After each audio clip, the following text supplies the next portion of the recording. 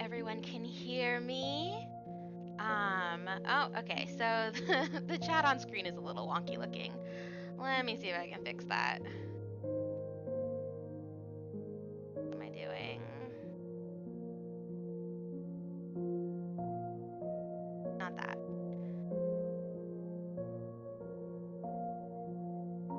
Oh, wait, it's this one.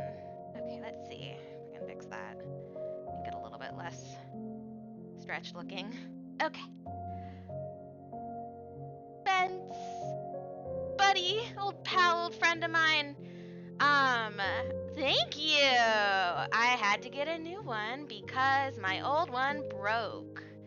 Surprisingly, moisture and electronics do not, in fact, mix. Big Bad Dirty Dog, hello. Thank you so much for stopping by. Um, oh, you can kind of see my screen just a bit. That's not great. Whatever. It's just Stream Manager. I think it'll be okay. Um, but yeah, I have to do some work on my actual personal collection, and I thought, well, this is a library motif, so maybe it would be a fun, cool way to not be so boring and depressing if I show you guys a little bit of my collection, and I can show you guys a little bit of the work you have to do if you want to restore damage to a collection. Um, uh, as you may or may not know, my collection recently suffered a horrendous infestation. We had a malfunction in our HVAC unit, and the moisture and heat just caused a rampant mold outbreak, and the mold turned out to be the toxic variety. I took a swab test, I had it sent to a lab, um, and it came back positive for mycotoxin. And moisture, mold, and mycotoxin are the enemy. We are constantly, when we're working in an archive or some kind of collection that we're trying to preserve, we are always striving to avoid moisture, avoid contamination, anything alive. And um, you have a very valuable collection, or sentimental in my case, or even if you have an older book collection, you definitely don't want to just throw everything away just because, part of the collection was contaminated. So today I am going to be working on some books.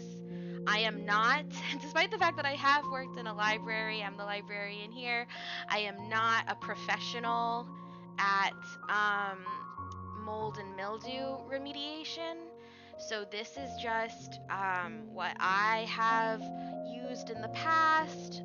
This is what I, from my research and my experience, know works. Um, but if you guys have other methods or other strategies that you try and those work for you, um, by all means. um, Also, if you guys have any other tips and tricks in the uh, for remediation or cleanup, and you want to share with the class, please feel free to chime in. Just getting some supplies together here. I don't know if this is upside down for you. I don't think it's really gonna matter in the end. Um, okay. So first and foremost, mycotoxin is a colorless, odorless, extremely volatile substance, and it's very easily absorbed by porous materials, i.e., books and paper being a really prime candidate. So, you know, we're going to have to be a little bit extra careful because we also don't want to be exposed. Now, low levels of mycotoxin and mildew and mold are in the environment at all times. So I don't want to freak anyone out thinking you're gonna have to just like go crazy trying to clean every surface. But really, if you're doing restoration work, especially on a collection that you know has been contaminated, you are going to want to wear some personal protective equipment. Today, I am going to be wearing my very adorable blue rubber gloves here. You guys can see the fashion. Ooh, ah, yes. I'm probably gonna have to take these on and off a million times, but here we go. Glove number 2, and I just got these from Amazon. They're just your typical like inert rubber house gloves. They're lined inside and they're small for my teeny tiny hands. You could also use disposable gloves, certainly. I'm lucky enough that my collection is, for the most part, not to that level where I need to wear disposable gloves. I should just, be able to wash these like normal and they will be fine. Okay. So, how do you clean mycotoxin? It's not as simple as just breaking out the bleach, which is what you would probably do for like a regular mold or mildew infestation. If only. No, we are going to be um, doing some remediation work, meaning we're going to be um, detoxing sort of my collection, my books that were contaminated from the old apartment.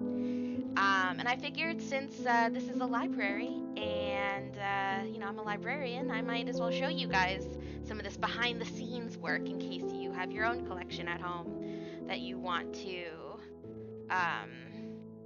make.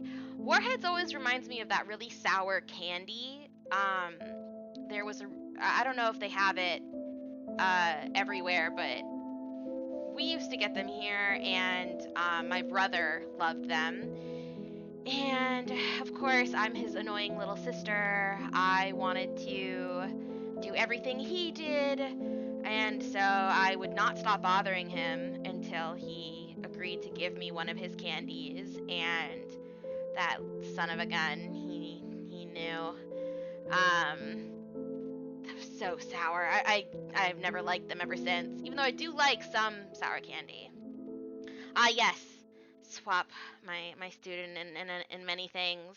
Um, okay, so we got our gloves, right? I'm gonna take them off actually really quick because I can't get this open without my nails. But something else we're going to want is a nice dry environment. So I went ahead and picked up, okay, so that's upside down.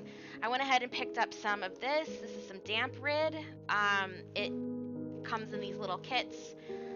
You can get cat litter as well. Is a good alternative, and we're gonna set this up right now. In a well-ventilated room, lots of light, and just get this going. What this is gonna do is just draw the moisture from the air. It's not particularly humid where I am, but I unfortunately don't have the capability to have a like professional grade climate control system, right? That controls humidity like you would have in a professional library. So I am just going to kind of do this, and honestly, this should be fine. For the size room that I'm in, and the fact that it's not particularly humid to begin with, this size, should be more than sufficient. So I'm gonna go ahead and pour the medium out, and just to give you guys an idea, right? It's like an instant cup of ramen. There's this medium that they give you. You pour it into this little thing. There's a chamber that the water is gonna collect into, and then not to worry, because I would also knock this over immediately. They give you this this handy dandy little filter. It's not really gonna stop them from all coming out, but it might stop the cats from eating it. So I'm gonna go ahead and set this down to the side here. And I'm gonna move my keyboard up because we probably won't need it too terribly much here. Now, another thing you would definitely want to have is a face mask. Even if it is just a handkerchief or a neckerchief tied over your face.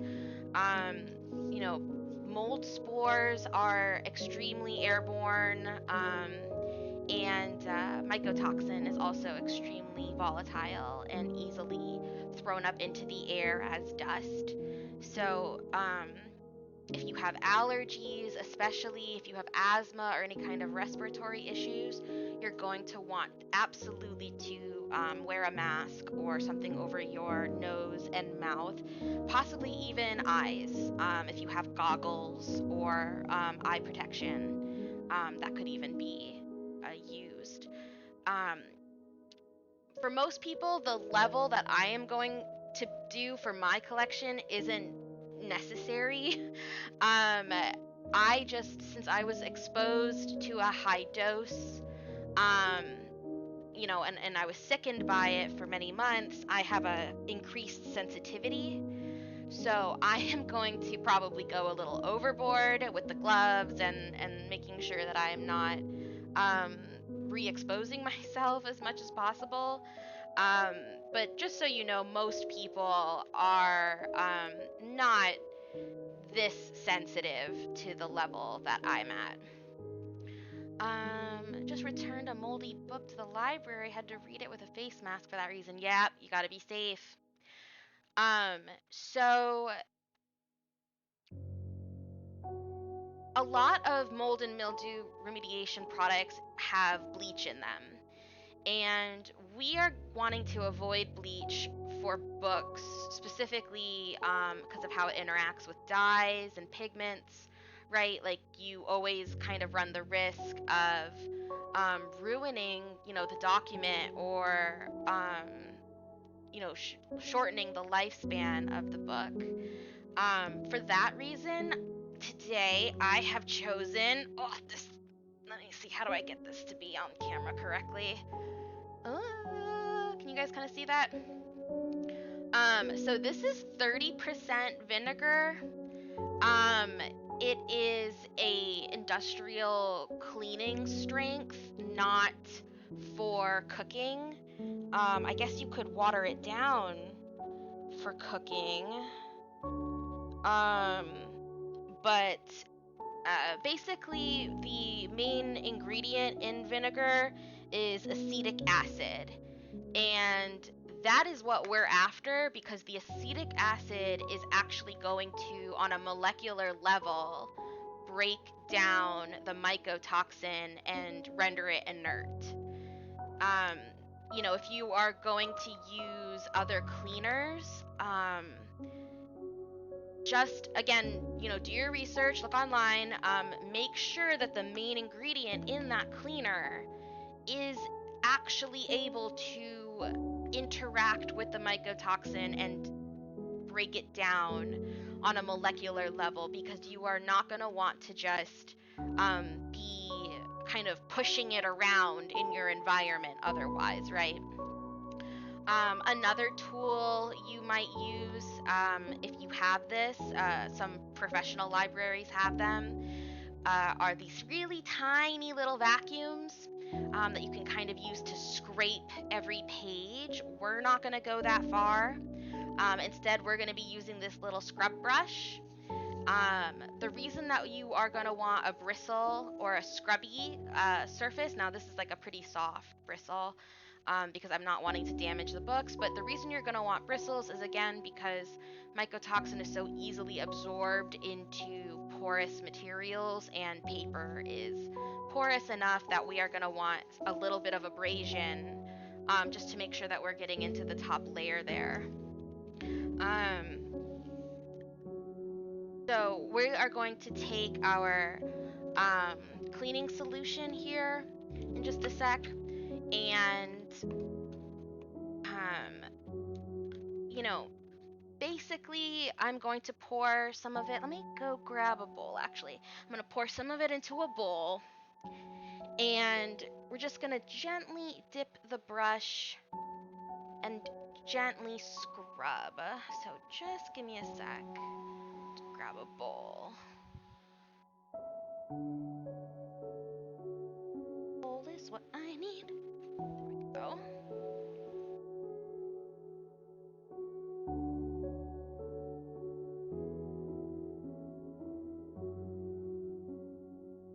Okay.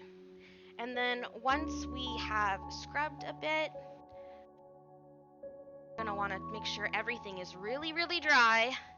Again, moisture is the enemy, and we do not give the enemy quarter here. So, just get this open. Oh, let me get my gloves back on now that we are breaking out the chemicals. Okay, here we go. Hello, Edith. Hello. You're not gonna want to be here while I'm doing this. I don't think you're going to be enjoying this. It's gonna stink. Boop. Okay. Silly me, I need something to open this with. Pocket knife, go! Open the lid. They put a little seal on the vinegar. Industrial strength vinegar. I didn't even know that was a thing. Apparently, in the grocery stores, they used to sell, the good stuff, but they reduced the... Whoop, whoop, whoop, whoop, whoop. Okay, well that was real. Okay. Did I just spill industrial strength cleaning vinegar all over the carpet? Maybe.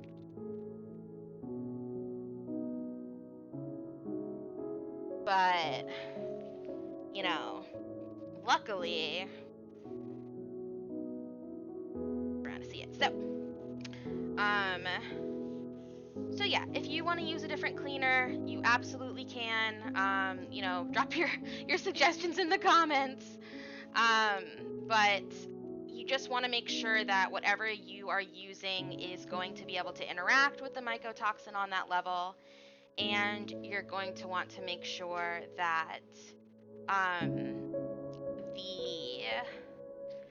the chemical is not going to ruin the color or the ink in your book, or your media. Yeah, the carpet is going to be so clean there, you guys, you don't even know. Well, I mean, it's fine. It's fine. It's spring. You know, spring is time for cleaning. So that's just what we did. Okay. I think it would be appropriate. So I'm just going to reach into I have a whole bin over here of books that need care. And so I'm just going to start at the top here. Which, funnily enough, is, well, here, let me flip it over. The, Icewind Dale, D&D expansion. Yay! So not only are you gonna get to see a little bit of my collection, but you guys might get a little preview for what's coming up. So again, I'm just going to dip a little bit into the cleaning solution, knock off a little bit. I don't want like too much on there. And then I'm just gonna scrub surface, you know, real gently. And I have some paper towels over here. Remember, moisture is the enemy. So we are going to then wipe this clean here. Sorry if the camera shakes a little bit, but... And we're going to do the same for the spine. Just scrub that up a little bit. and the back cover.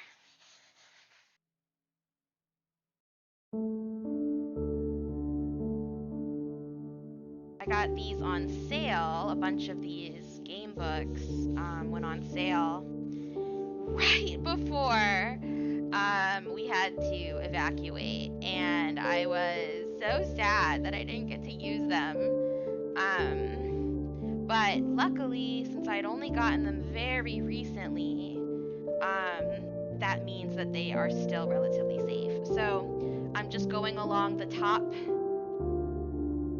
outer, and bottom edges of the pages here, making sure that they are getting wiped down really well.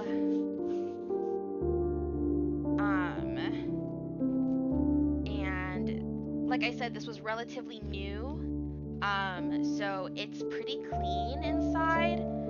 You'll notice that none of the pages have really been particularly damaged. It's just a matter of, whether or not it was laying out and open or whether or not it was closed and shelved. So this one is relatively good, and now we are sure that my reading it is not going to re-poison me. Very exciting stuff. Ay, ay, ay! Hi, hi, hi! Science Sunday. Yeah, we're doing some remediation. We're doing some work on our collection here to make sure that our books are safe for the general audience.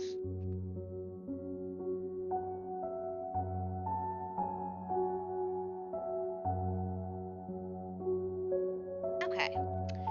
Next up, we have another game book. Not to give you guys spoilers for what's in store, but I'm very excited about this one. This is the like Fey Wild Circus. I don't know. It's gonna be like carnival vibes. I'm very excited to try this one out for you guys.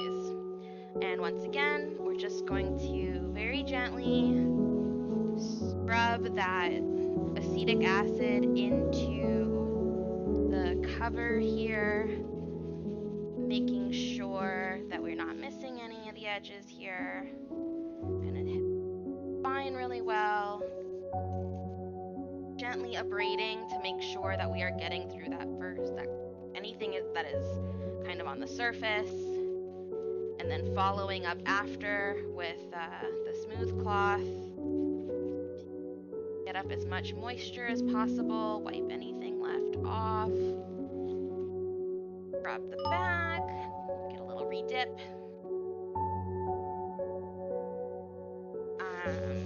Give a good scrub.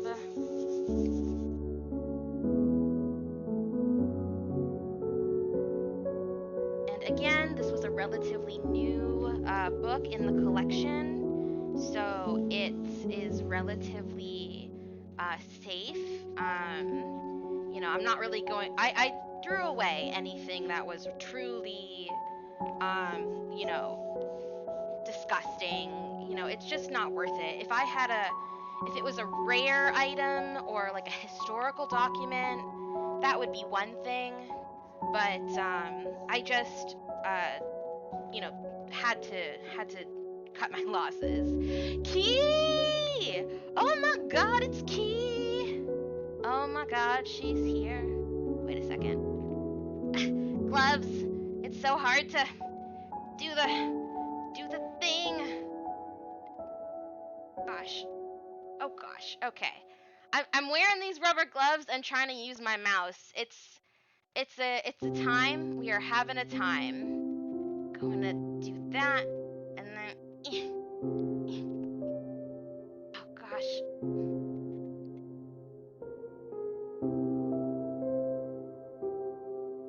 And what? Oh, here. Is it here?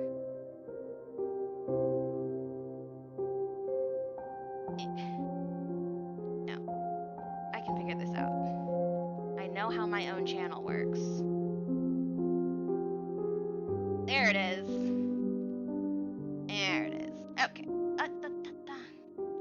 Where's the button?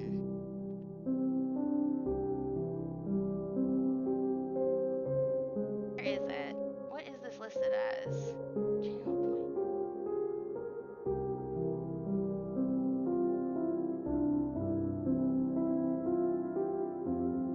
I swear I know how my channel works sometimes.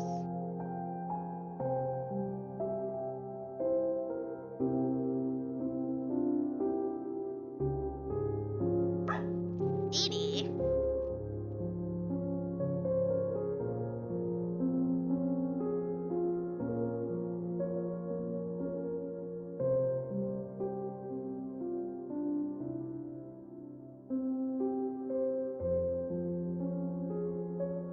Haha! I figured it out. Thank you. Thank you for your vote of confidence. No sound? Okay. Did I maybe accidentally mute the sound? No, it should have played. Okay. Oh wait, maybe the volume was too low? Try it one more time. One more time.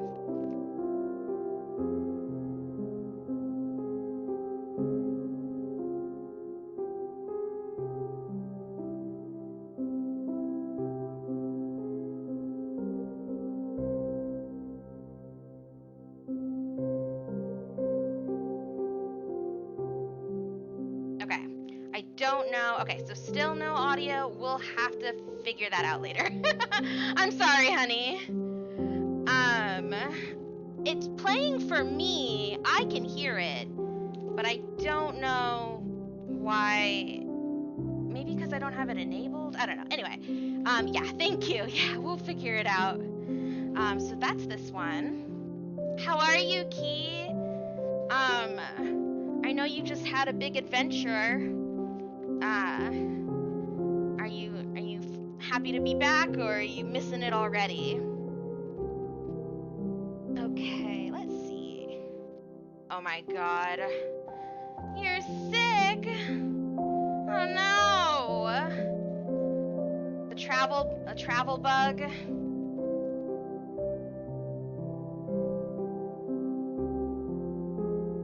So sorry. Oh good. Yeah, no, totally worth it, but I'm sorry you're not feeling well, but you'll bounce back. Yay! I can't wait to hear all about it. Hashtag worth it. Let's see. Oh, I need another paper towel.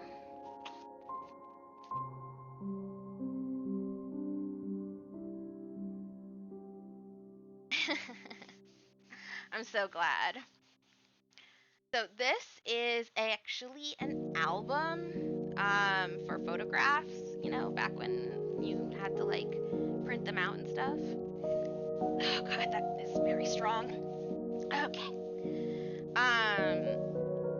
But I think I will have to go over this one off screen.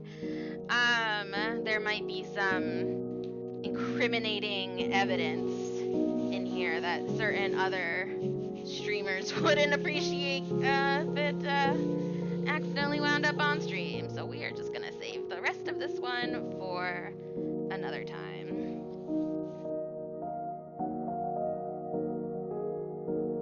But good. And again, just get the page edges here. Edges here. These edges here. Oh no, ads? Well, we can't have that. Hang on.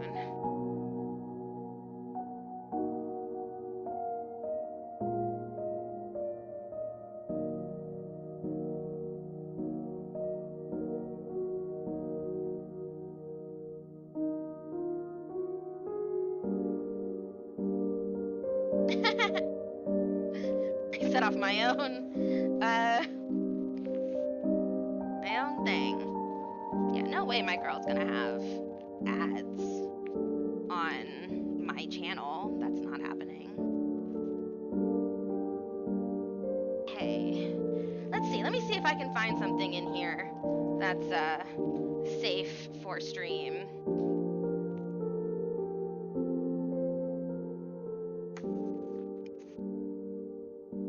Let's see.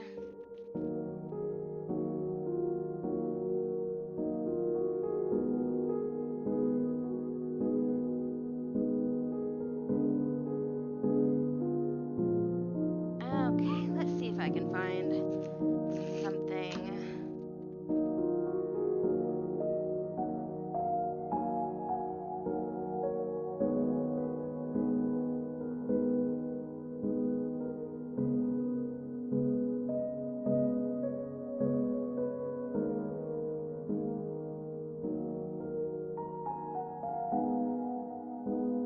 There's pictures of Key2 life in here.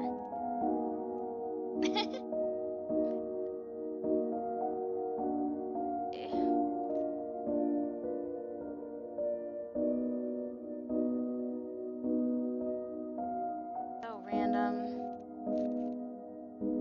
What's that? That one.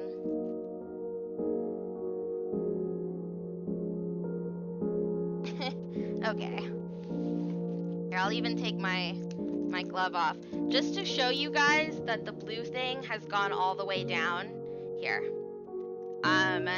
This is Halloween circa 1999. I'm J-Girl in the center with the blue fairy wings and the jelly sandals that are going to give me hecka blisters. I just don't know it yet at the outset of this picture. And of course, my two friends are ninjas here. We make a great duo here. Yep, the 90s. Candle. Yeah. I wish I had a picture that was just like Key's hand or something so that I could be like, doxed! But, and just like troll you guys, but unfortunately I don't. All of the pictures I have of her are her beautiful face.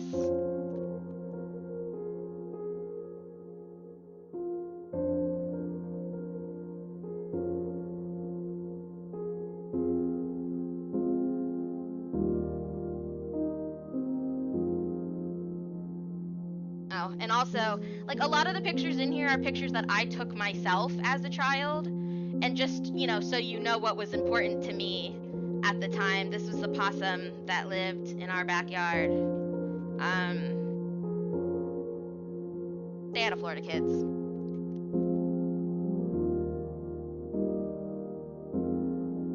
Okay. Enough of that. Cursed images abound. Okay. Let's get that glove back on. Isn't he just, though? I wish. We don't live there anymore. Okay. This next item isn't actually a book, but I love it. It's it's a goofy, like, personal library kit. It comes with the library cards and a date stamp. You can add like the collection of, and I'm a huge nerd and I love that stuff. So here I am. Now, luckily, this is all in this nice little box. So I'm pretty sure that all I need to do is scrub this box off and everything inside should be okay. Now, that's not like, that's just a rough rule of thumb. It's not like a hard and fast rule. You know, I very well could open this and it just smells awful inside, and that's how I'll know. But this is gonna be sufficient just to get the beginning of this done, right? So little kit.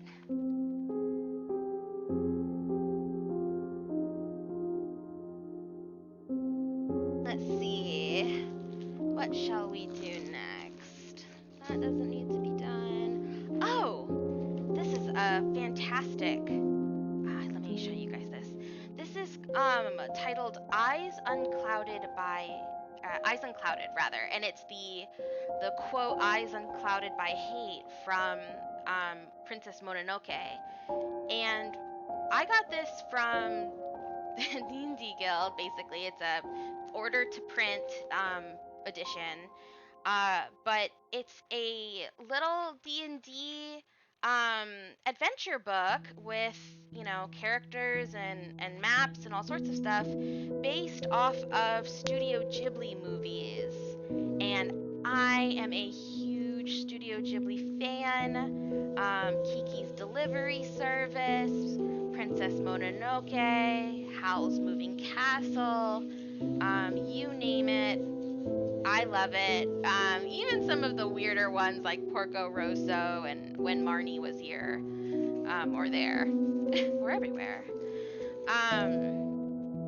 I have run most of or at least pieces of most of what's inside of this, at my own table, and I'm really excited to bring some of it to stream here. If you are a Studio Ghibli fan, you are absolutely going to have to keep an eye out for when we do this, because you get to just live out all of your being a flying witch girl or a forest spirit or whatever fantasies. So I'm seeing some staining on the side pages here that is looking like moisture damage to me. That makes sense, since even though I got this book at around the same time as the other manuals, I used it much more. You can see it's already been bookmarked up a lot. And so basically I am just scrubbing this side page a little bit more delicately and a little bit more than I would. You can see that discoloration there. That's just water damage and a bit of staining. But again, because of the acetic acid, the actual the actual toxin is breaking down, and the mold and mildew spores are inert, so this book is going to be safe. And again, if we were at a professional library or a professional collection, they would have a very tiny vacuum, and it would down each page, and they would vacuum each page. Key says, I have a question. Is there another step you'll have to do later to remedy the individual pages? Oh, haha. So actually, it's funny you just mentioned that. Yes. On books that have individual pages that are damaged, I'm probably going to be doing very similar steps, just less of the solution, but still abrasive, right? You still want to just, dry the brush really well. Make sure it's not super damp, and you still want something abrasive to scrub with, right? Because the paper on the inside is definitely more susceptible than the laminate on the outside. And once you've done that, with just a teeny bit of moisture, you do not want to get these too wet. You just want to wipe the inside. And again, we are using acetic acid as opposed to any kind of bleach cleaner, right? Because we don't want to damage the text, and we don't want to damage the colors in the pages here. And then, like I was just saying, if I was at a professional library, and you might even be able to do this with a vacuum attachment on your regular vacuum at home if you have like a hose attachment. But what you would do is you would literally vacuum each page so that the spores and any residual toxins are wicked up and away. For me, I am just going to be keeping an eye on things, as I go through each book. Making sure that I am looking for any signs of damage, like that discoloration that we spotted on the outer pages, right? And then I know this isn't an option for everybody, but the nose knows, right? Like if you have a relatively average sense of smell, or you can borrow someone with a relatively average sense of smell, after a couple days to dry out and air out, if you're still getting a kind of musty, dusty odor, um, you know that you need to take more steps. And more steps could also just involve another round of acetic acid, or there's also UV light, sunlight, for example. Temperatures could be used either very, very low or very, very high, depending on the medium you're working with. So this one looks okay now, though, and so we're gonna set it aside with the others to continue to dry. Again, all of these books that I'm working with right now are not going to immediately go back on the shelf, back into the collection. They need to dry, continue to dry out, and so we're in a well-ventilated, dry, cold room. Like I said, I picked up some of this damp rid, to just further reduce the moisture in the room, to really wick the moisture out of the air as much as possible. And but there's other materials that you could use. There's like cat litter, or wood chips. Some people could use like dried wood chips. That kind of thing could also be useful.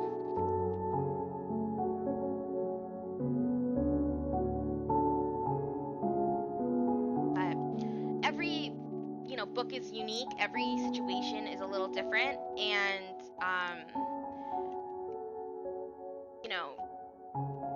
it's just gonna come down to doing the best that we can, and remembering that a little bit, right? If you don't get every single molecule, right, of toxin or spores, is not the end of the world when you're dealing with a collection like mine. If this was a rare book collection or an antique book collection, that could be very serious. But luckily, most of these are relatively recent purchases. Ooh, okay. So again, I'm just pulling books at random out of this bin that I have here. And this is, I'm actually very excited that I got this back. This is a poetry collection titled Lazarus Rises, amongst other things. And it has a lot to do with grief and depression and, recovery, from those things. And I'm going to read a little excerpt from it because I'm just that excited to have this back. But first, we're going to scrub it clean. So, scrub, scrub, scrub, scrub, scrub, scrub, scrub, scrub, scrub, scrub, scrub.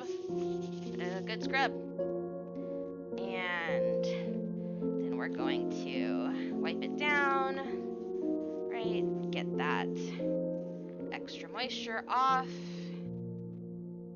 Down. Get that extra moisture off. And we're going to do the pages, right? The outer edges, top.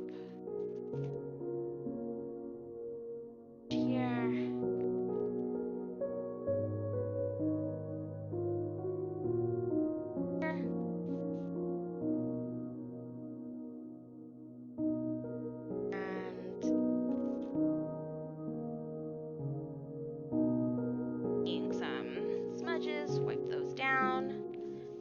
Wipe.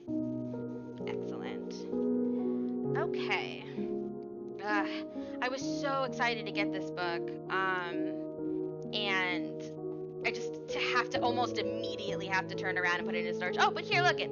I did have time to put in one of those library. So I didn't write my own name on it, but you can see here from the personal library, and there's a card for who checks it out. I'm extremely paranoid when it comes to loaning certain books out. So even though I desperately want so many people to read so many books that I recommend, I don't have the stomach or heart to loan them out. I'm such a hypocrite. Okay, let's find something here. I don't know. They're not labeled super. I mean, okay, they're not really like titled too much. Oh gosh. Okay, so immediately right now the skill check on trying to like turn to a page while wearing these funky gloves is not a thing. So we're gonna take one of these off. One of these gone. But see, we're dry pretty much, so I'm pretty safe to do so at this point.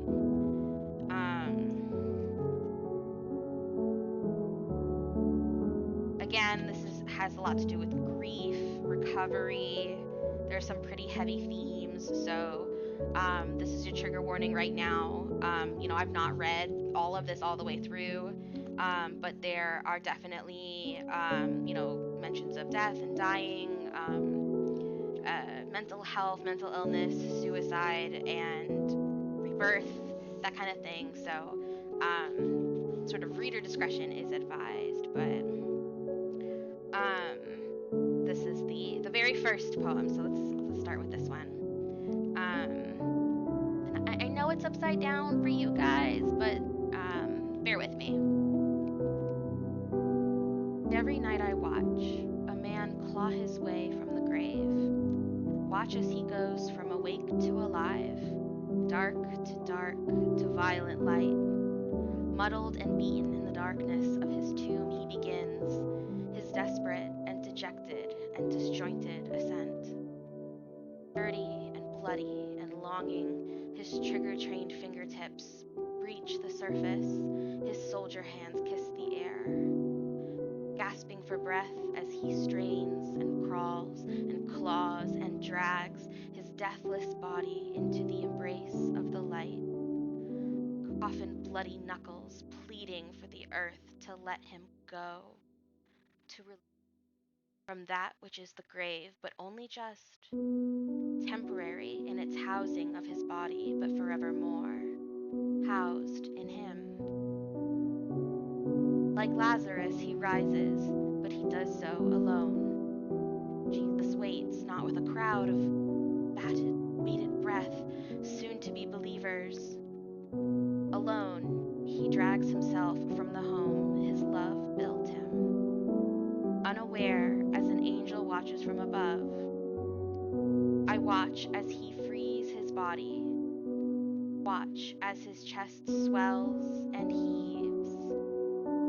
Watch the too bright light wrap his too gentle arms around the grave escaped, yet grave not left behind man.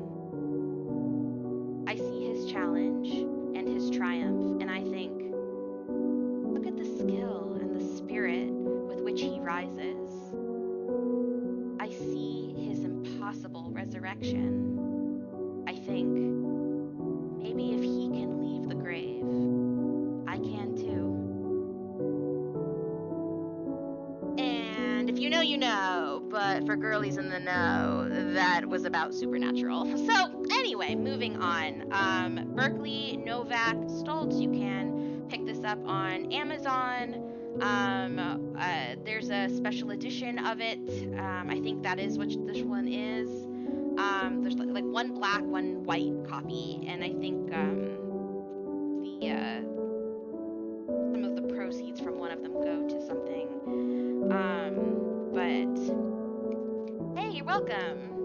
Yeah, no, I'll definitely be reading or posting more of these now that I have the book in my possession, no longer poisonous to my being.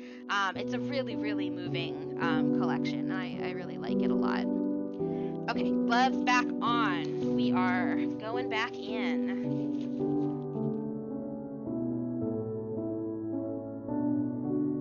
Also, Also, do you guys like how I had to put art as the category? Because I kind of was like, well, book restoration is sort of an art, but like, what category was I supposed to put this under? I guess just chatting, but I am showing some level of skill here, so I don't know. Yeah, you love the gloves. Look at, they've got these little pom-poms on them.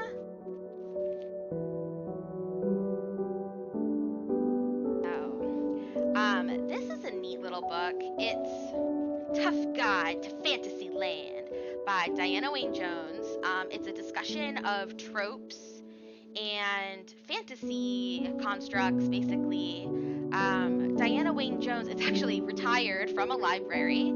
You can see the sticker here, right? So this would be the section it was from, fantasy. And here you can see YA for young adults and fantasy, and then Jones-D. So that is the author's last name. And since Jones is a pretty common last name, it's not too surprising that they have added the D for her first name to help distinguish between multiple authors with the last name Jones. And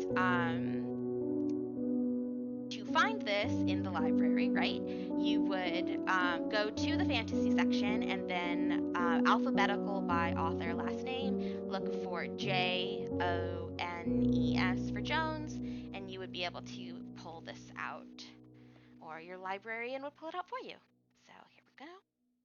Off. Just scrub that up. Some people will take the library stickers off. You can see here where they had the original scanner code for where they would check you out, and I just went ahead and kept those. I like them. I like the little nods to, you know, that this was once in the library, in an actual, you know, public library somewhere.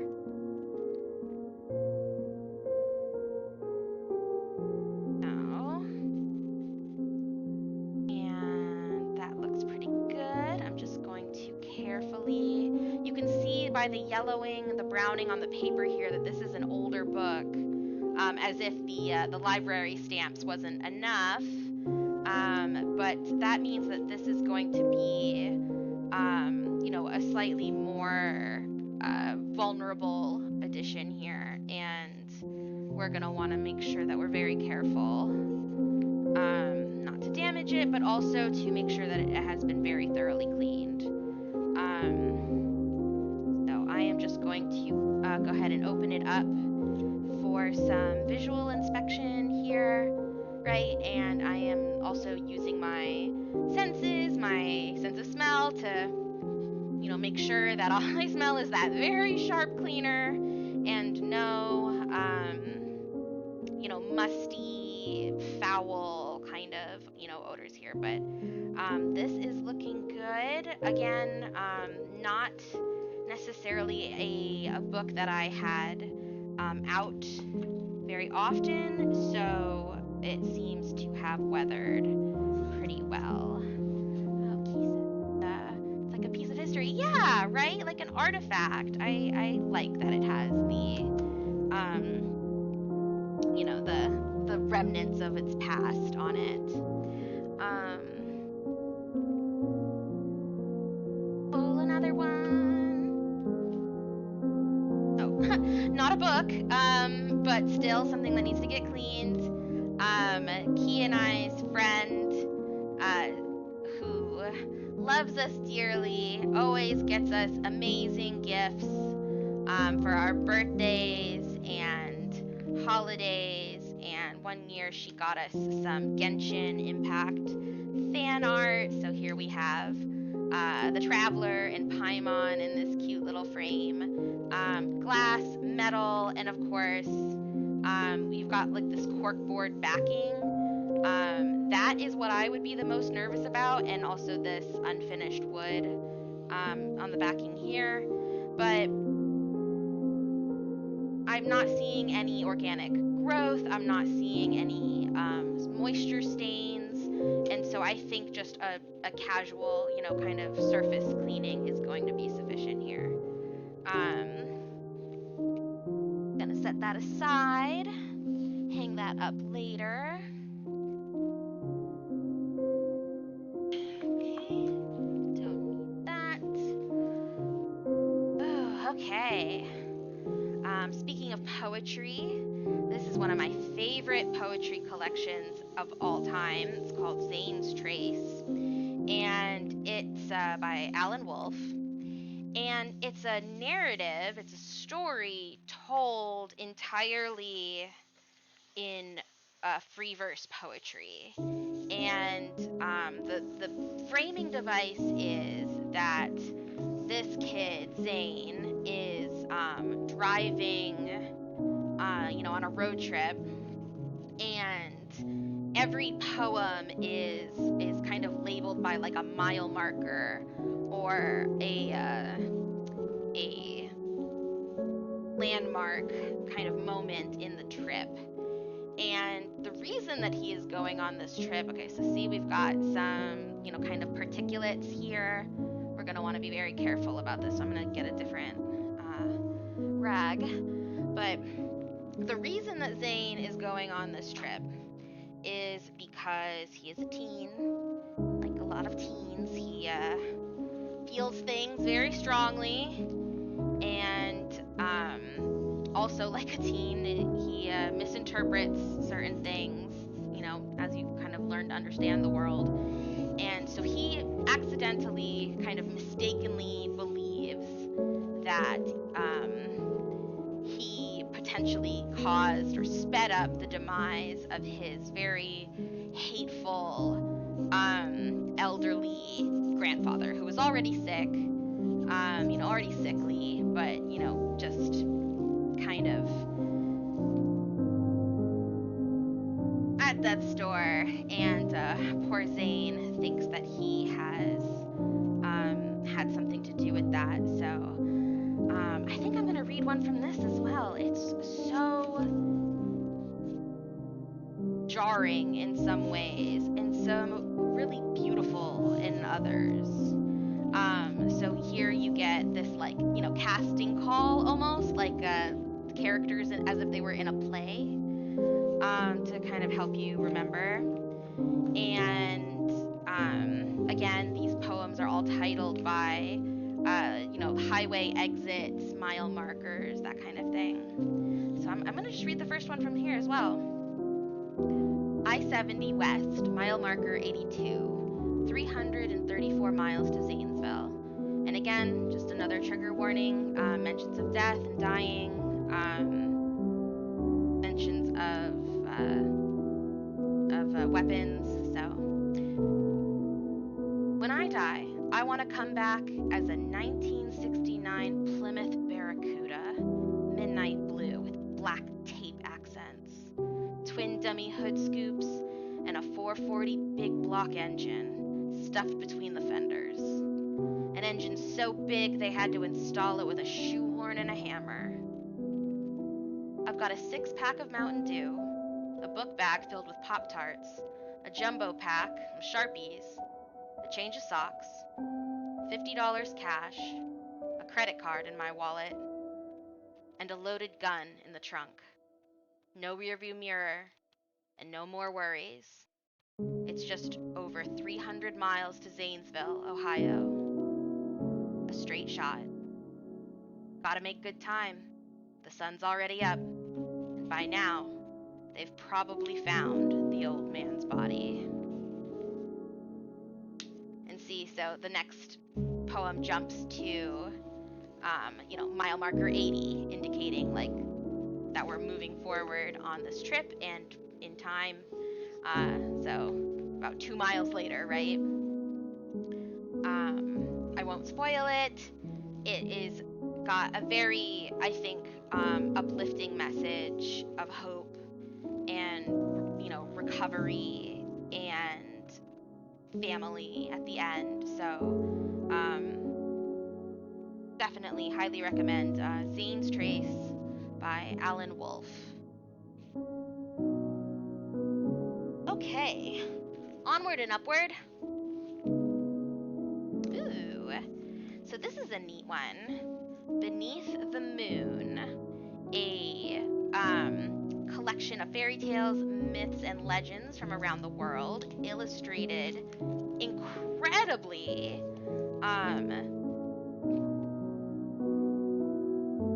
Let's clean it up and then we'll get into it because there's a lot to get into. I love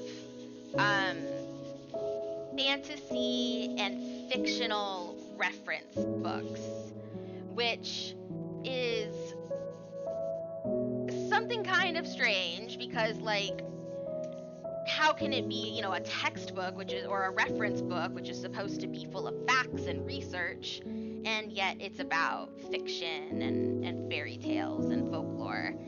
And I just love when, the author or whoever is doing the collection treats the originating culture and the originating story with respect and nuance. And I really feel like this collection does just that, right? Like, you can kind of see on the back panel here some of these beautiful illustrations. The colors are incredible. This is definitely one that we would not want to damage the dye or the ink at all, because these illustrations are where it's at. And I love color, so we're just gonna do what we've been doing. We're gonna take that dampened cloth and run it along the edges here. That. Okay, excellent. And then we are just gonna give it a visual inspection. So I can hear it cracking. That's a good sign.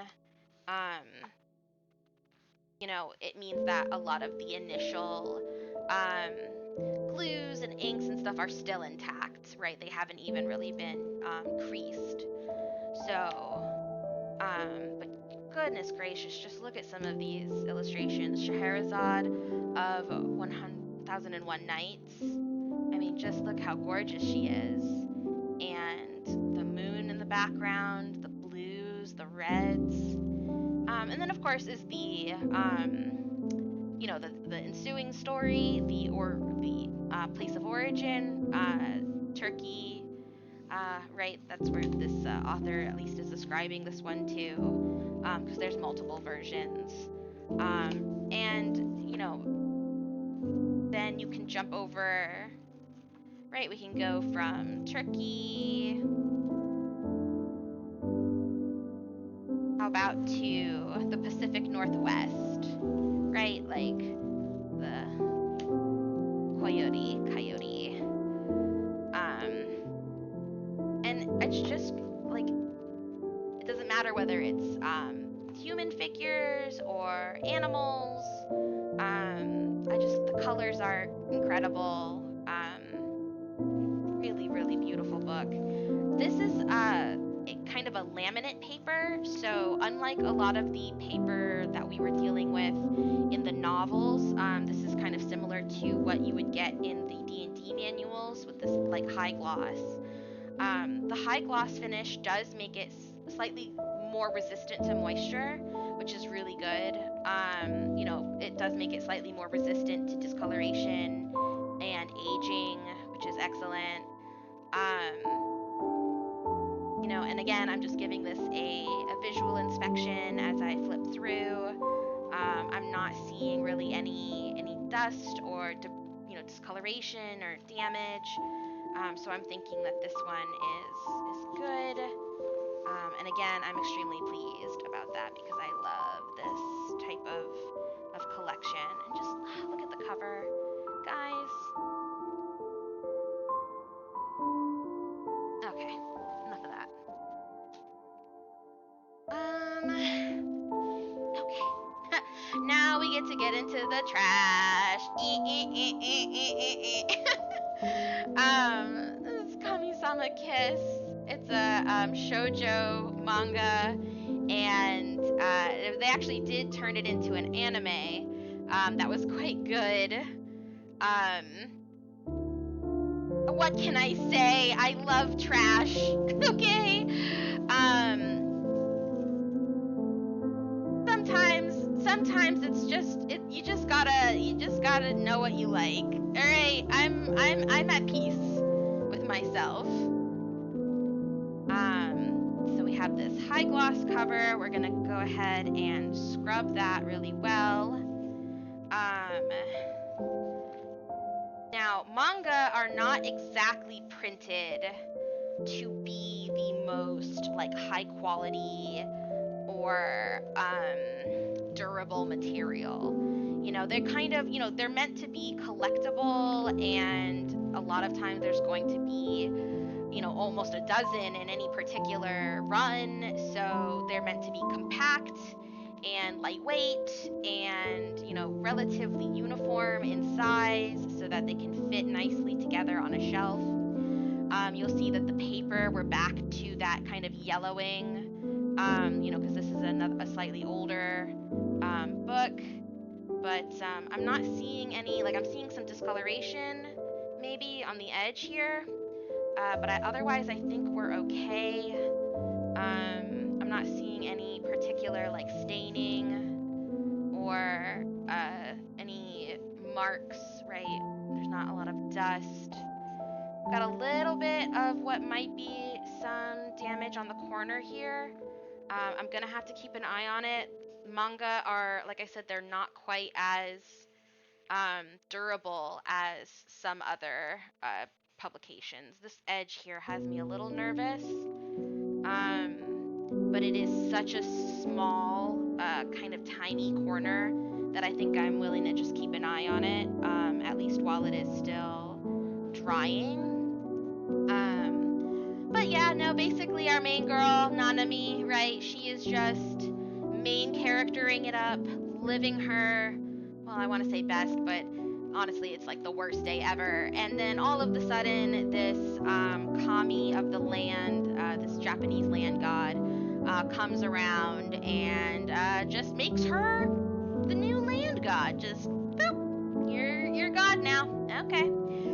Which is good because she doesn't want to be homeless. So she goes to the shrine, right, where she's supposed to be the god, and finds the familiar, I guess, or the former familiar of the previous god, who has been holding down the fort in his absence this whole time, waiting for him to come back. And of course, shenanigans ensues, right? So there's a lot of Japanese mythology, high school shenanigans, shoujo tropes abound. It's a good time. It's a good time. Nanami is funny. I like her. She's spunky.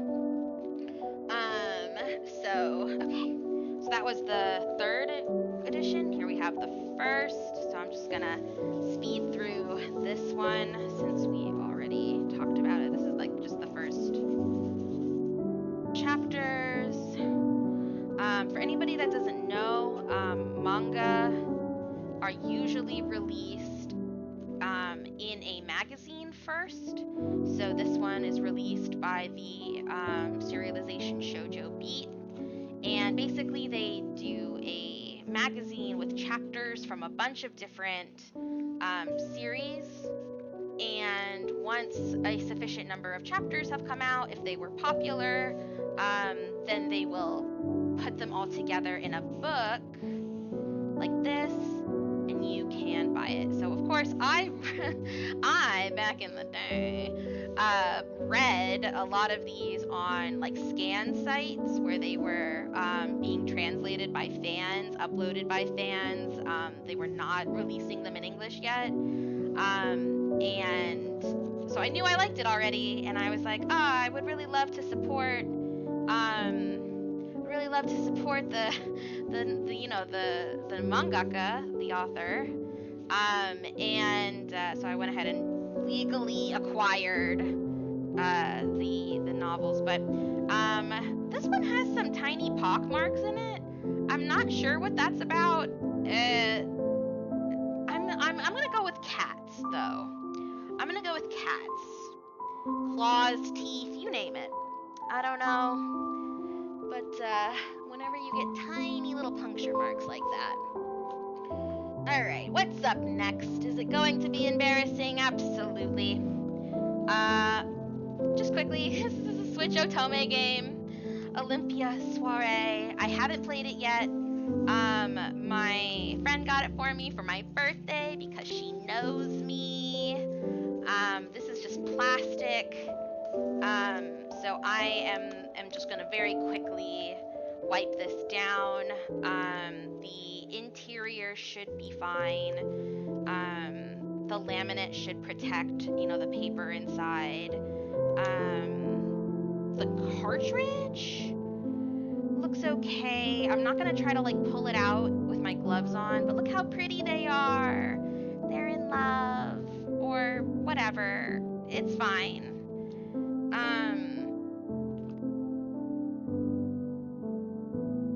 But yeah. For anybody who doesn't know, an Otome game is basically like a choose your own adventure novel. Only the adventure that you're choosing is which problematic male character, well, I guess male depending on the game, but in this one, male character you're going to romance.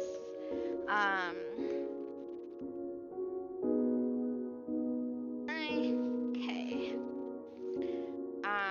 Here we have The Dark Hills Divide by Patrick Carman.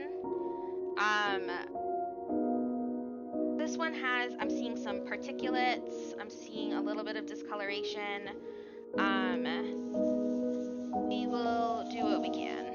So we are gonna just scrub the surface lightly here, get the spine, scrub the back.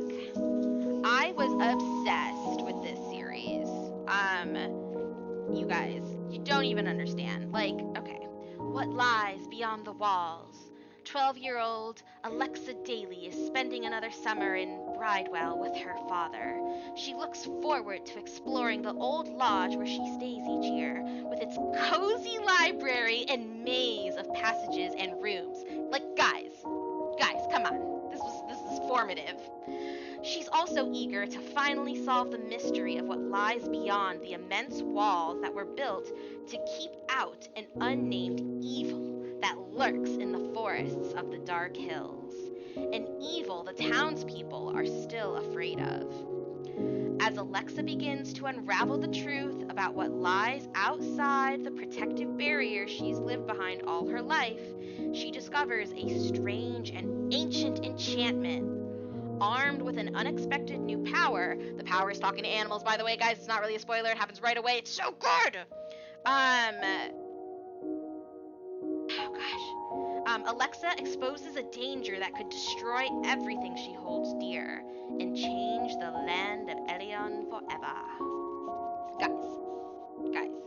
Alright, I will admit, the sequels do go a little off the rail. They do kind of jump the shark a bit. But this first one, fire.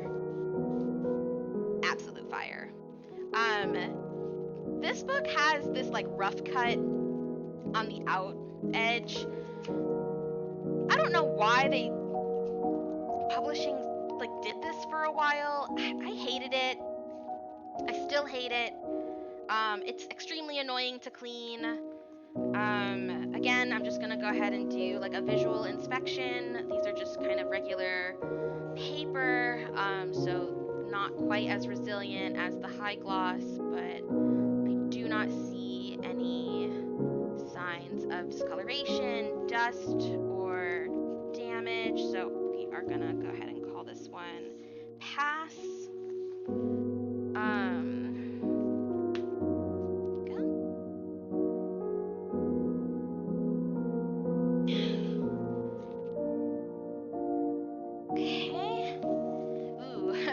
Another fun one, Ghosts of Acadia. So Acadia is, there might be other Acadias, but this one specifically is talking about the down east park in Maine, that region, right? So you can even see it's got Down East. That's like a local magazine that published this, and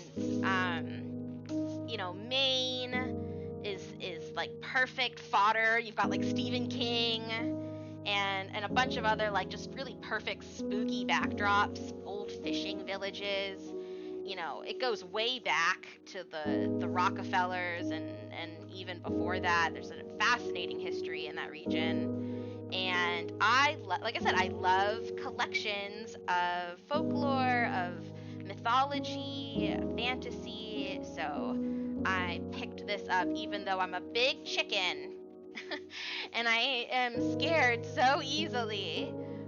I don't read this one by myself. I break it out if we ever go camping, or we're gonna have a fire. There's some discoloration here, some staining. This looks like some moisture damage on the cover. I'm gonna see if I can scrub that a little bit. It's not coming off with just my brushing here, so let's try another pass with the light bristle brush.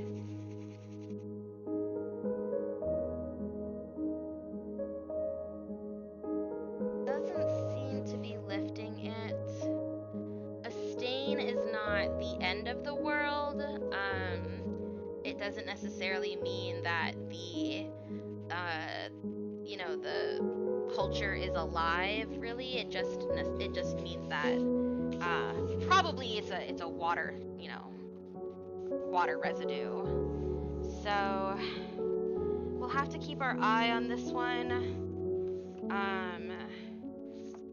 But otherwise it seems to be intact. So I think we're okay. I think that might just be a bit of a water stain left behind. But hey, I mean, it's a ghost book, right? Like, so a little bit of water damage is kind of like atmospheric. Let's see. Look okay. Oh, and of course, there's another. I'm a little bit more filled out, covering it so that you don't see whose library it is. Okay. So that one. This is a little zine that I picked up from Comic-Con. It's I think it's like a How to Train Your Dragon. Yeah, little fan comic. I don't know if this one can actually withstand the bristles, since it is just kind of a more delicate paper. I'm gonna just wipe it down. Again, this is one of those ones where it's like, this is a fanzine that I picked up, just at Comic-Con, was handed out. If I let this one go, I mean, I would never find it again. And it would just be gone. Like, that's why I feel more strongly about, like, trying to make sure that I can preserve some of these. So even though, like, I'm not a huge How to Train Your Dragons fan, but dragons are cool, and How to Train Your Dragons is awesome, and, like, again, where else am I gonna find this? I don't know, so, no, I'm gonna keep it. In our bag of tricks, let's take a look. Ouran High School Host Club, if you know, you know. We don't have to talk about the problematic shit in this series. I know. I'm aware. But, we grow. We learn.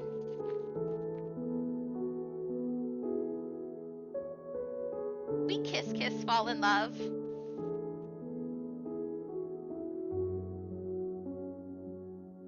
I actually, so I watched the show first before I read the manga for this one, and I will say that I I kind of like the show better. Like, I'm not gonna lie. I think some of the gags hit better in animated form. The voice acting, at least in the Japanese, is really good. The fashion, which is so important, you can see a lot better in moving color. They did it justice.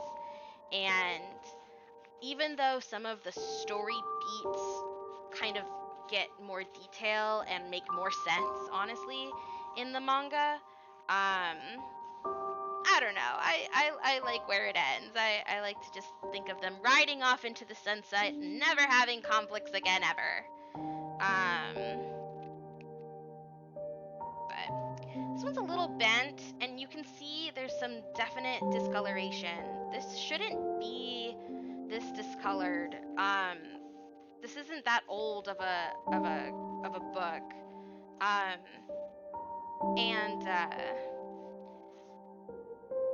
you can kind of see how it's worse on the top. Right, you've got this yellowing. Then on the bottom, and again, that could be dust, right? Exposure. That could also be moisture or sunlight. Many options here. But looks clean. Move on to the next.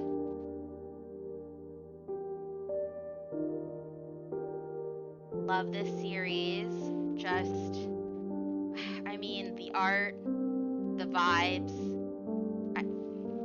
I'm obsessed. Again, I haven't read this one to the end. I haven't watched the anime all the way yet either. Mostly because I'm pretty sure it's going to emotionally destroy me. I watched season 1 of the anime and got that far in the manga, and cry. Like, listen, if I wanted to feel my emotions, okay. But it's just so pretty. I mean, look at the little fairy creatures, and the garden. The colors are just like so, I don't know, it's like a tapestry. Really pretty. Okay. Let's take a look. Okay, back to the trash. We're back to the trash department. This is a Korean manhwa, so it is like a manga in every aspect other than that. It is Korean, and I don't really recommend this series. But the first episode and the first chapters are pretty funny. Basically, this rich lady has like a daughter or a niece or something who's like a total like shut-in neat. And she just loves horror movies and sci-fi and all this stuff, and she doesn't care about men, and she doesn't shave or wear fancy clothes or cut her hair. And so basically this rich lady is like, okay, you guys know fashion and stuff. You can live in this fancy house for free, but the catch is you have to turn my niece into a proper lady. Yeah, so I don't listen. Shenanigans ensue. That's the titular wallflower, right? She's a wallflower. She's stays in the background and doesn't want attention and blah blah blah. But yeah, no, she doesn't. She also doesn't go down without a fight, right? Like, she resists, initially, right? But comes around. Everybody learns a thing. Good times. Yeah, what's next? Ooh, tarot guidebook. So this is a guidebook. This is gonna be for the Wild Unknown deck. I would grab it if I knew where it was, but one of my favorite. Hi, Jonas. How you doing, bud? You okay? Having a struggle?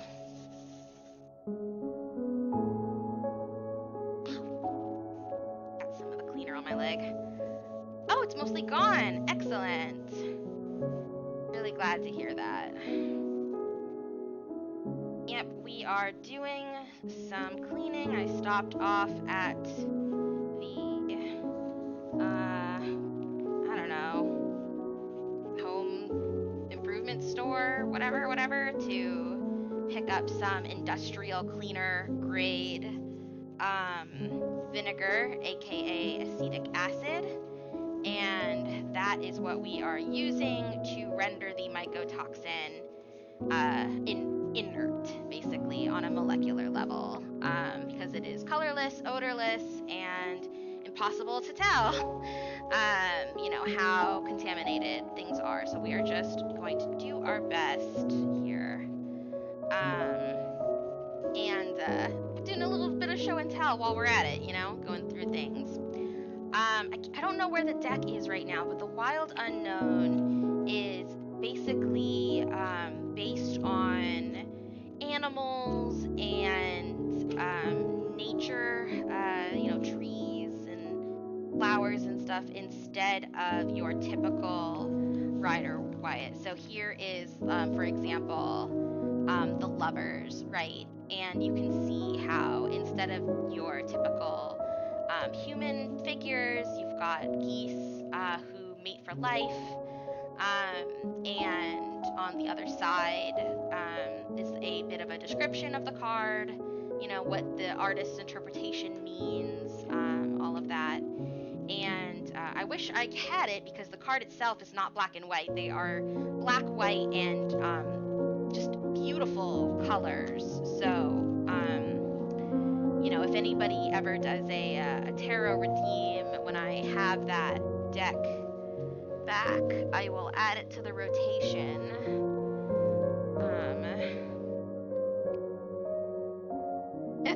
By sharing their hatred for all other life forms.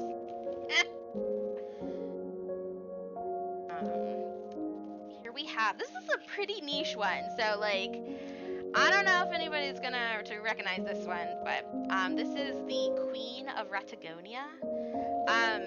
It's super weird. It's a mini manga, so smaller than most. And it's in this kind of old 90s style, where everybody's very pointy, and it's also Aurora Publishing, a publisher I've never heard of for manga before. So shout out if you've ever heard of this one, but basically, this evil guy is taking over the kingdom or whatever, and he's like a necromancer or something, and people can be turned into zombies in this world, but they can also be turned into partial zombies. So you get turned into a zombie, you're having your soul stolen or whatever. But if part of your soul is stolen, then you can become permanently disabled, right? You could lose your sense of sight, you could lose the use of your leg or arms, stuff like that. And so the main characters are both and the people who have that affliction are called Ratagonia. So the main characters are two people who have this affliction, and basically one of them is he's a big dude, and she's a little smaller woman, but she's a sword master, does the magic and stuff, but she can't use her legs, and I forget what his problem is. I don't, maybe he's blind, lost his vision or something. So they team up, right? He carries her around, and she basically acts as his eyes, and he acts as her legs, and they kick ass. But it turns out that she is secretly the princess or some nonsense, and she learned to fight because of some ghost nonsense. Listen, shenanigans ensue, a lot of them for such a small little manga. It was just so weird. I think I found it at a reused bookshop somewhere. And I was like, cool, bet, bizarre. So I kept it. Again, it just feels like where am I gonna find this again? A living wheelchair. Well, he was like a soldier or something. So he was like trained to be like a fighter, and wear like heavy armor and stuff. So, he's able to move around while still carrying her without being encumbered, I guess, is the idea. Okay, here we go. We got another Magus, Bride of the Ancient Magus. Copy here. Quite beautifully done.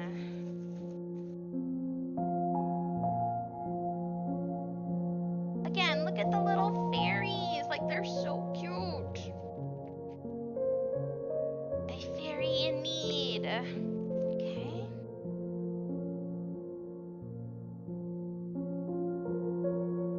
And we're just gonna go ahead and wipe the pages down.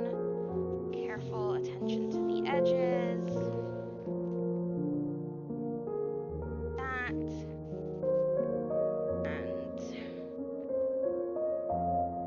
And kind of quick perusal in here. Make sure everything is on the up and up. It's all looking good. Okay. Ooh. So we finally. Aw, I love you too, Key.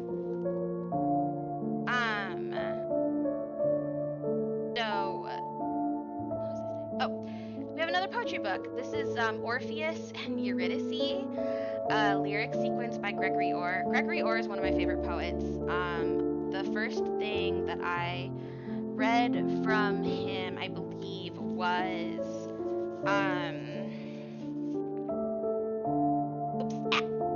something. I think it's like Resurrecting the Body That Is the Beloved.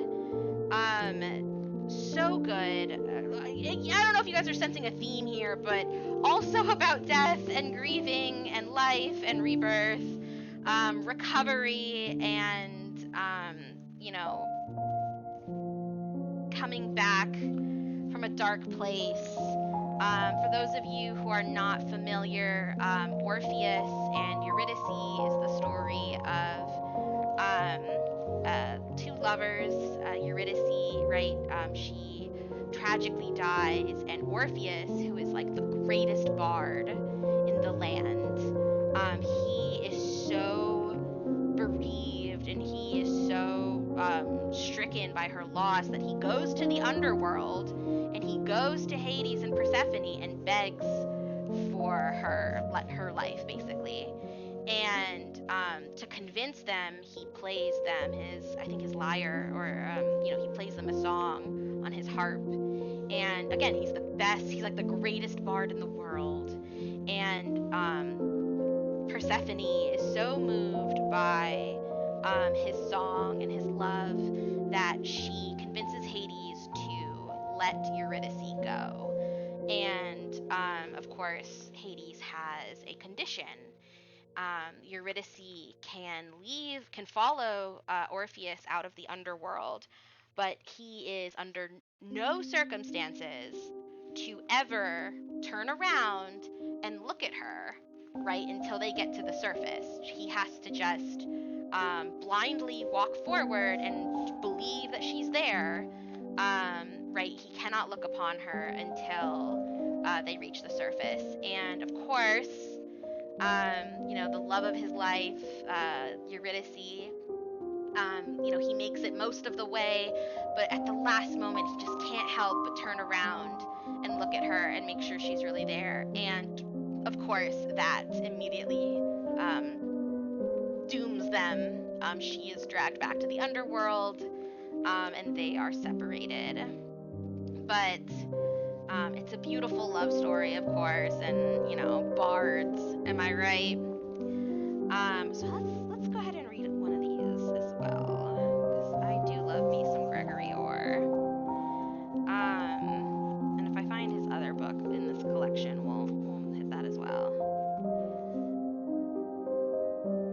Oh, gosh, and hang on. Again, pardon me, the gloves. Difficult.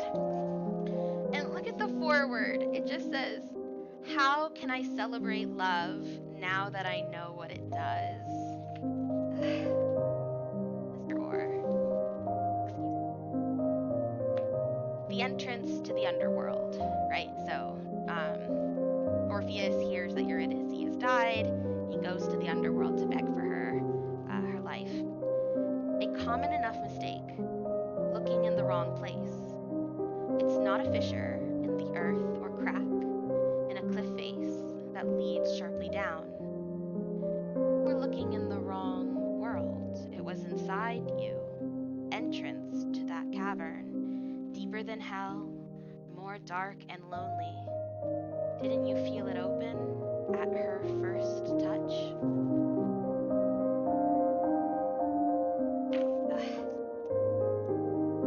Mr. Orr. He does a lot of comparing the grave to like a portal, something that you kind of pass through. And he has this very beautiful lyrical style. Anyway, a lot of mythology references in this one too, which I love. Okay, back to the trash. This is a series called From Far Away, and if you can't tell by how washed out it is and the yellow, absolute yellow pages, this is an oldie. This is published by Viz, and it's even like you can even see this like early 90s, like 80s style of art. I don't even care. It's so good. It's an isekai, but like back when isekai were primarily for young women. And it's like a isekai romance adventure. Basically our main character, she gets isekai'd from Japan to this like magic world, right? So from far away, that's where she's from. That's what she tells people. She's from far away, and she doesn't speak the language. She doesn't understand what's happening. But this man, he finds her basically in the danger woods full of giant insects, and is like, "Oh my god, I can't just leave this weird foreigner out here. She's gonna get eaten." So he basically, like, even though they can't really communicate, he rescues her, and she decides to stick with him. And his plan basically being like, okay, I need to stay with her and teach her the language, and once she has the language, then she can understand, and then we will go our separate ways. So he is a traveling swordsman. He's got a lot of baggage, which we don't have time to unpack all of that. And she is just a wonderful main character, right? Like, she's just your average like middle schooler. But she's just really, really brave and, determined, and she's not stupid, just waiting to be saved all the time. Like, she does things, learns things. I really like her. So, but this is one of those series, I never see it anymore. But here, we can see the library tags, right? I never really see it anywhere. It never got turned into an anime. And so I only ever really pick it up, used bookstores, library rummage sales, as you can see. And I would I would question whether or not it would really be feasible to ever get these again, because, again, it's just a really tiny, hardly known series that never got an anime. And I never hear anyone talking about it, and I never find them new. They're always used bookstores, rummage sales, that kind of thing. I've never gotten like a new copy of this. So this is the third volume that I have. Always. Sorry, I'm behind on the chat.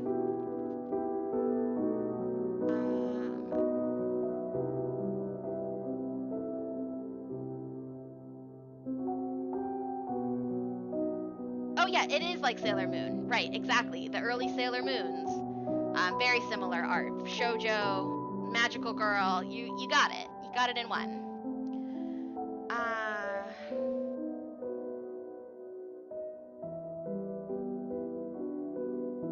Yeah, sushi. Ooh, sushi sounds good. Right. So Key says the yellowing is just how old it is, and not mold for the isekai one. Correct. So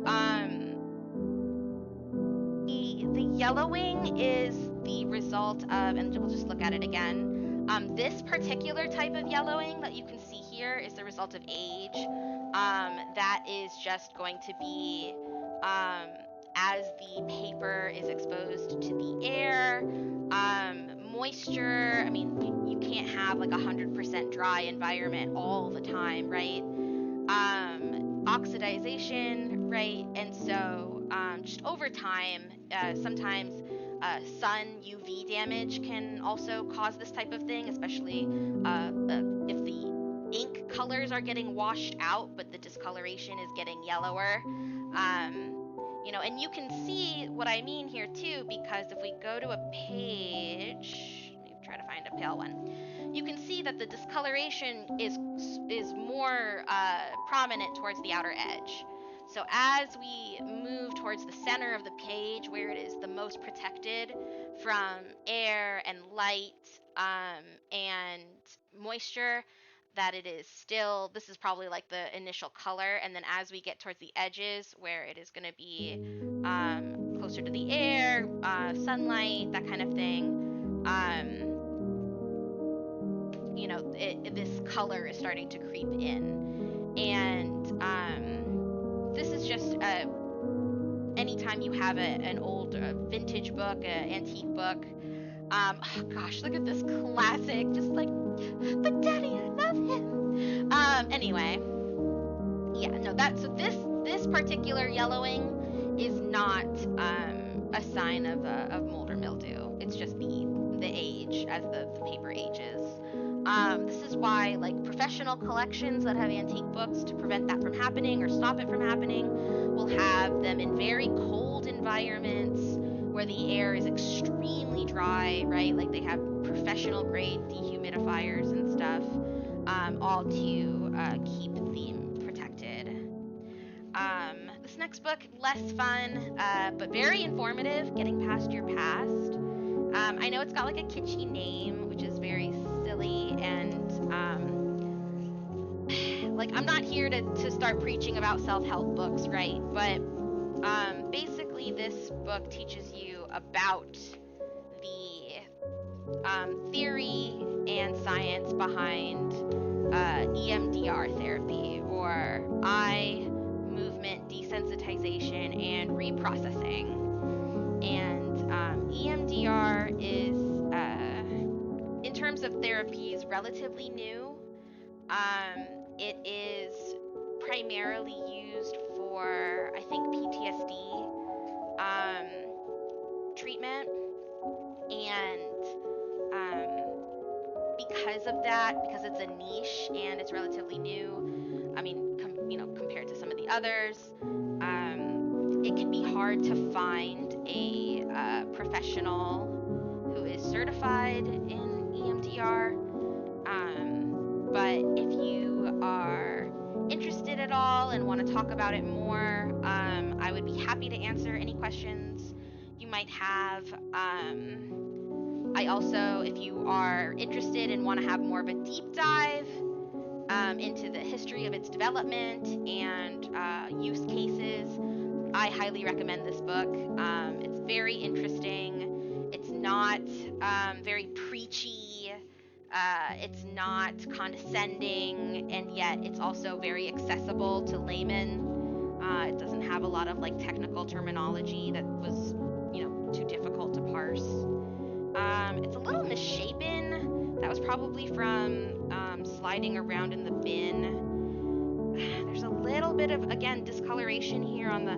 So this is what I'm more concerned about. I don't know. It's not really showing up very well on the camera, but you can see there's some grayish sort of speckling at the corner there, that is, it could just be dirt, but to me, my concern would be that that is, mold spores or staining.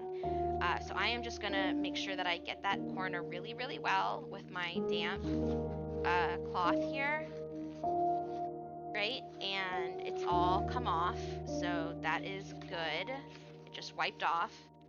And again, we're keeping an eye on everything in this collection.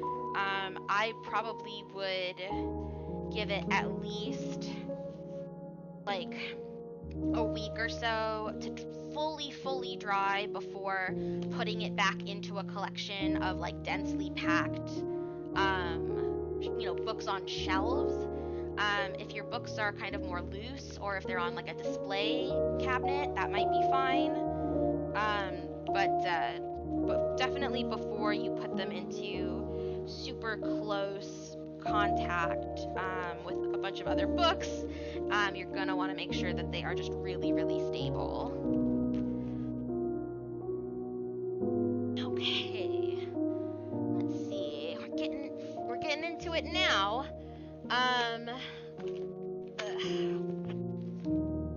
Alright, we'll do these last couple, and I think after that, it's mostly like binders and notebooks and stuff, so we'll call it there for the stream at least. I mean, come on. How could I not? Heaven's official blessing. Look at them! They're so in love. So this series is really interesting. It is a serialization in China, so the author releases it like chapter by chapter online, and then they get collected up into novels. And I can't remember the exact name of what that's called at the moment, but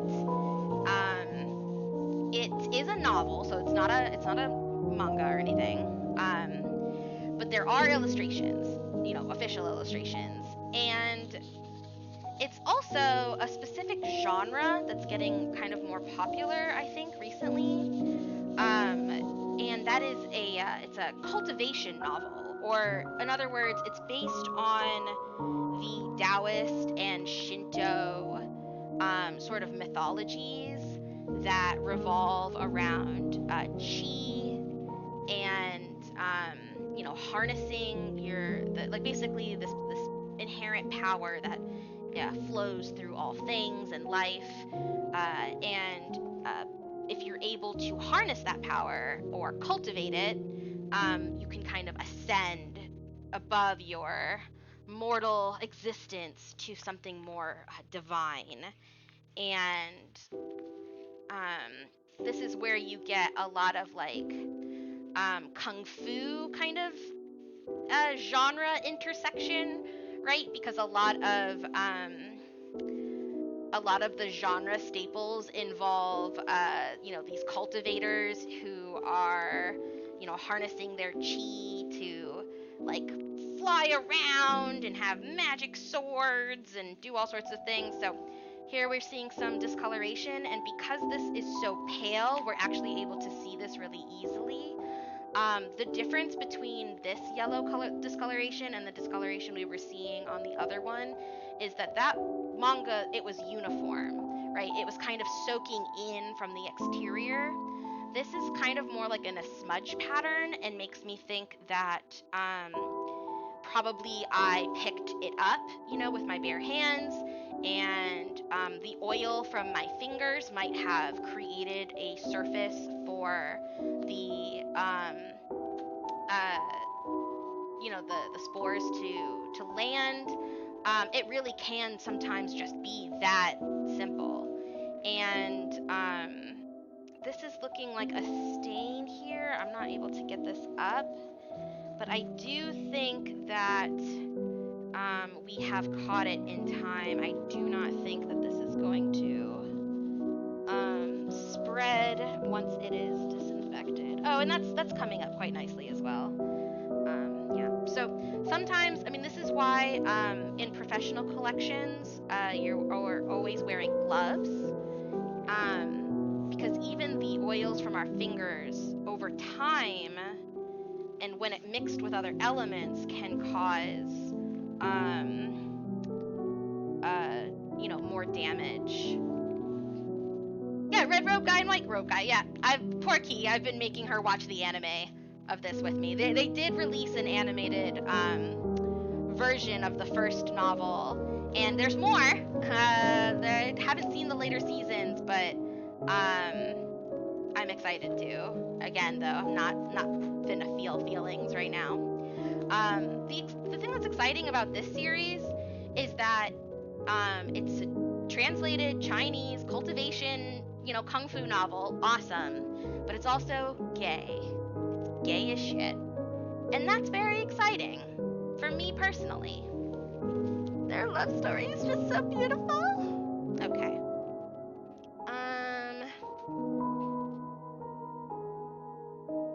You liked it? Yay! Well, we'll have to watch more.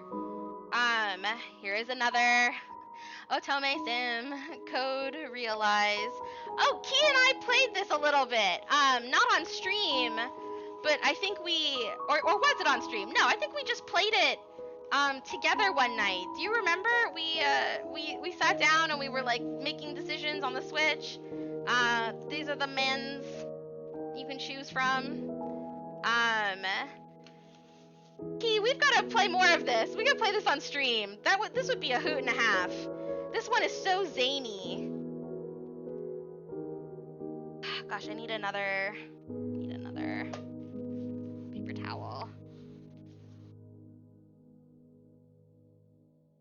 Yeah, it was New Year's or Valentine. Yeah, some night we were hanging out, and I was like, this is appropriate. This is what we're doing.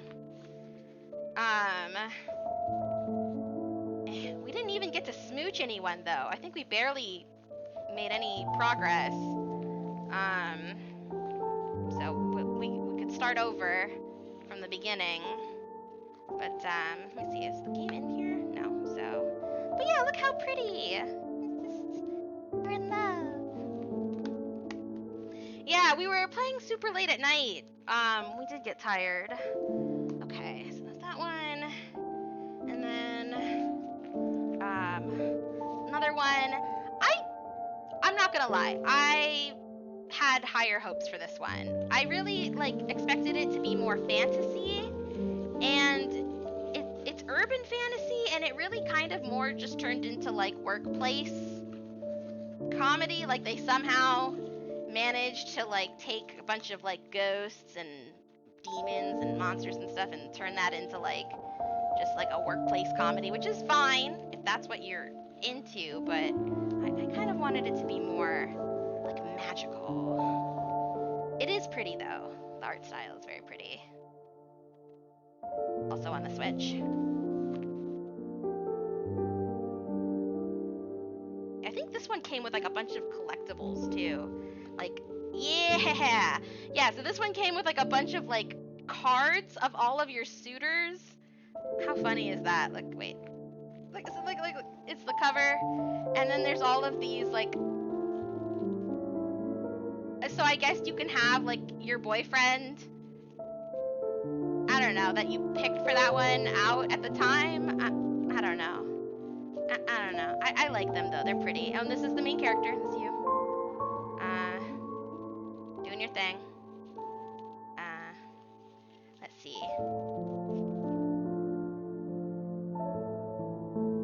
I think it's kind of a tie for me. I think he's one of my favorites. So is this one. Me and Els. What can I say? But also the fox. Everybody knows I love foxes. Well, one fox in particular. Fox girl, I should say. Okay. That in there. Okay, and alright, last one. Haha! It's coming Sama Kiss again. This is the second one. And we're just gonna scrub, scrub, scrub. Scrub, scrub, scrub. Scrub, dub, dub, dub, dub, dub. Tomoe turns into a baby in that one. You know, hijinks. Just typical hijinks. Everything smells like vinegar. Like just the super strong vinegar. Might have to open a window or something. But wipe that down. You can see some discoloration on the pages here. But I think it looks good.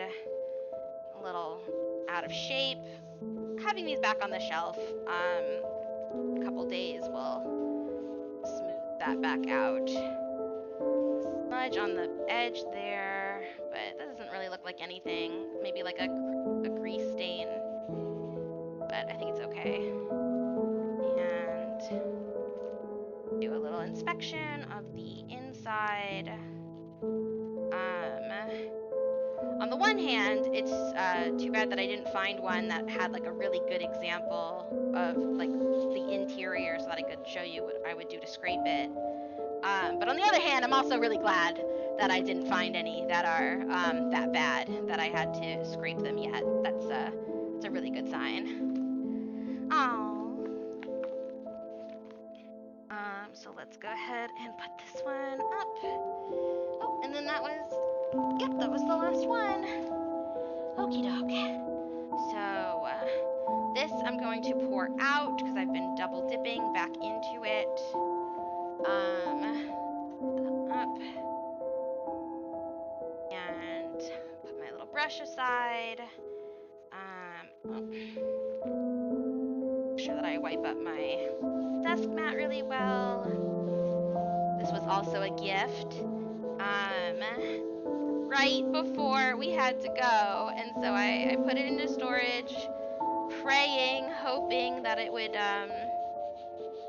come out okay, and it does seem to have survived quite nicely. And especially now that it's getting a nice dousing in acetic acid, it should be a-okay from now on. But for sure. And then again, just, you know, if you get any of it on your skin, you might feel a slight like tingling or stinging a little bit. Wash it off right away. You shouldn't have any issues, you know, with lasting damage. And again, the whole point of using this rather than a bleach product is that even if it gets on your clothes or the carpet, furniture, or whatever, it shouldn't mess with the colors, the paint, or the dye. All of that should be okay. And then, of course, even though I am wearing my gloves, I'm going to make sure to wash these really good in the sink. Just Dawn or like regular dish soap should be fine. And then I'm going to make sure to scrub down really well today, just to make sure that I wash any residual, you know, dust that I might have kicked up off of my skin, out of my hair, because like I said, this stuff can be airborne very, very easily. It's colorless, odorless, and it just floats like dust motes in the air. And so in that case where you just can't ever really be sure, it is definitely better to be super, super safe, so that you do not end up sorry, right? And again, I am being extra careful because Key and I have been exposed, and you know, that just makes us more you know, vulnerable to potentially getting sick at even lower, you know, exposure levels than most people would even notice. And so I am just being super, super careful, very cautious, taking it very slow. You know, I am only doing a little bit of the collection at a time, letting it air out, doing a little bit more. But it's my hope that once I kind of have this, um, done, I will be able to do some more streams with everybody. I want to get back into my TTRPG content. Maybe do some more Genshin streams with everybody. I just I just had like a week of bed rest. So I'm feeling, knock on wood, like much more energetic today.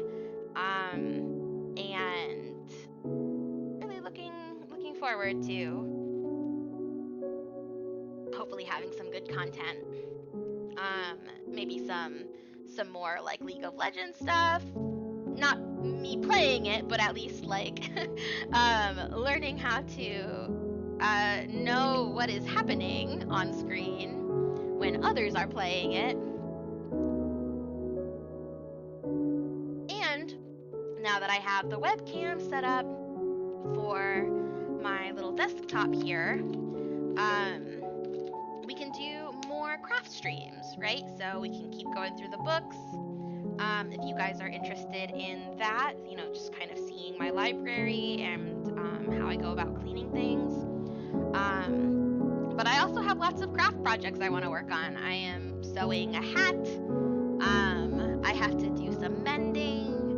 I'm always cooking up something. So definitely stay tuned, and thank you so much everybody for your patience with just kind of waiting for the content.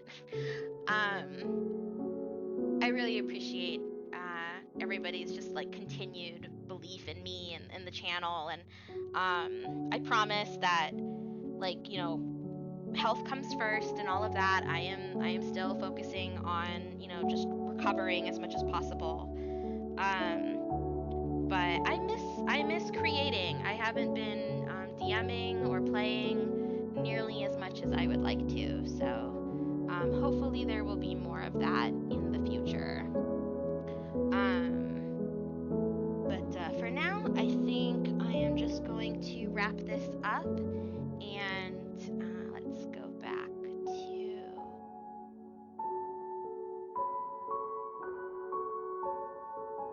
Okay. Yeah. Okay.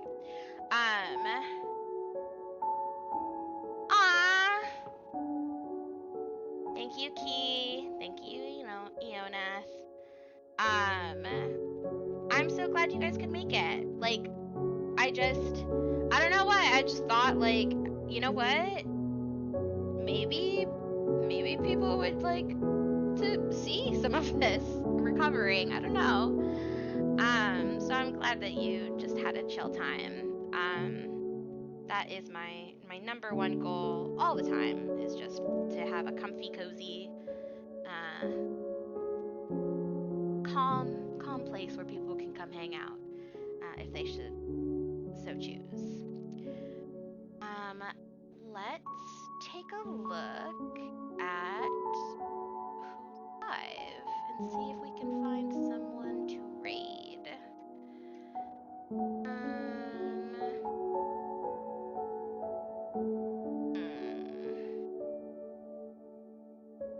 Okay, so there is another,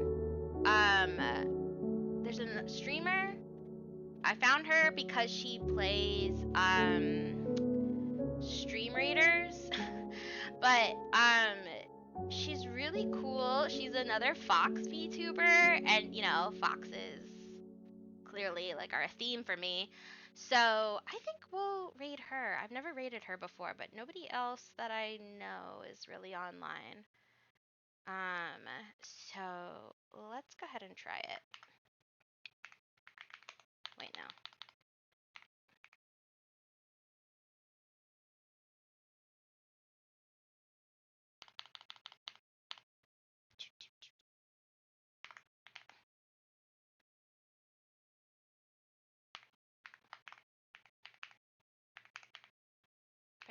Okay.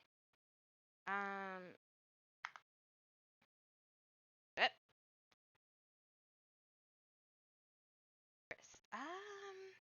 that is it.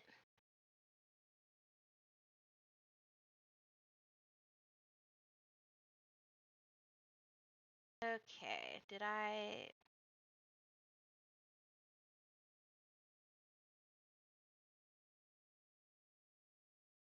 do?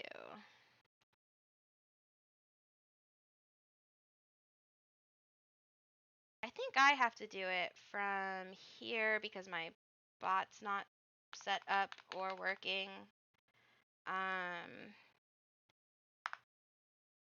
But username. So let's try Kevin, and if that doesn't work, then I will just send you off into that good night.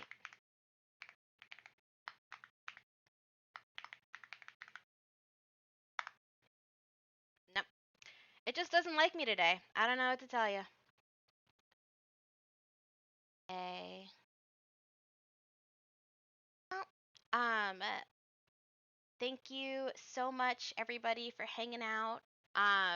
I will try to get that and the sound alerts yet again fixed for the next stream. This was just kind of a last minute impromptu thing, so um, you'll have to pardon the scuff um, as a as just a part of the returning to action, growing pains here. But let me just so that I don't have to leave you guys completely bereft. Let me take a look at the schedule.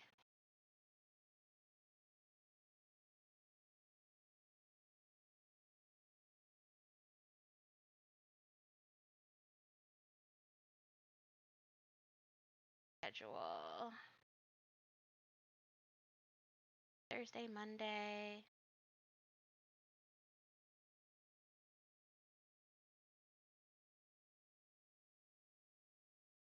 And nobody else that I know has their schedule up. Okay. Nope. I was going to see if maybe somebody was going to come on tonight, but I do not know. That is information I do not have.